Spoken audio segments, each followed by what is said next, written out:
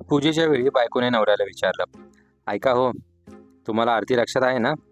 त्यावर नवरा म्हणाला, हो, ती बारीक काळ्या डोळ्यांची 402 मध्ये राहत होती तीच ना? मग काय, बिचाऱ्या नवऱ्याचीच आरती झाली. डॉक्टरांनी चारूला तपासून सांगितले की तिला कोणताच आजार झालेला नसून फक्त विश्रांतीची गरज आहे. चारू, पण डॉक्टर, तुम्ही माझी जीभ तर तपासलीच नाही. डॉक्टर, तिला देखील विश्रांतीची गरज आहे. नॉर्मल माणूस वडापाव खातो, मग तो आजारी पडला की हॉस्पिटलमध्ये ॲपल खातो आणि त्याचे नातेवाईक बाहेर उभे राहून वडापाव खातात. एकदा नवरा बायको खूप भांडत असतात. थोड्या वेळाने रागात बायको नवऱ्याच्या अंगावर लुंगी आणून फेकते. बायको, बदला लुंगी. नवरा, हे तू मराठीत बोललीस की हिंदीत? पिंट्या डॉक्टरांना म्हणतो, तुम्हाला टाके घालता येतात का?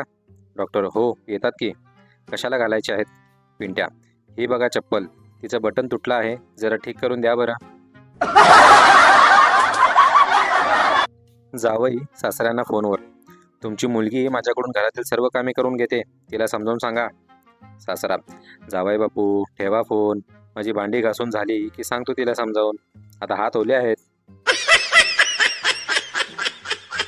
एका माणसाला लग्न करायचं होतं, त्यामुळे तो मॅरेज ब्युरोच्या ऑफिसमध्ये गेला. ऑफिस बंद होतं आणि बाहेर एक नोटीस लावण्यात आली होती, दुपारी 1 ते 3 या वेळेत आमचं ऑफिस बंद राहील, तोपर्यंत तुम्ही पुन्हा एकदा विचार करून बघा, ही शेवटची संधी आहे. एक मुलगी घरातून पळून जाऊन लग्न करते आणि 3 दिवसांनी परत घरी येते. वडील रागाने, आता काय हवंय तुला? मुलगी, बारीक पिनचा चार्जर. बंता, काल मला 10 जणांनी खूप मारलं. संता, मग तू काय केलंस? बंता, मी म्हटलं, साल्यांनो दम असेल तर एक एक जण या. संता, मग?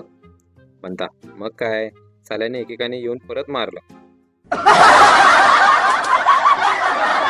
लग्नाच्या वरातीत कितीही नाचणारे 30 मार खाणी येऊ द्या, हवा फक्त त्याचीच होते जो झोपून नागिन डान्स करतो. No, no, no, no.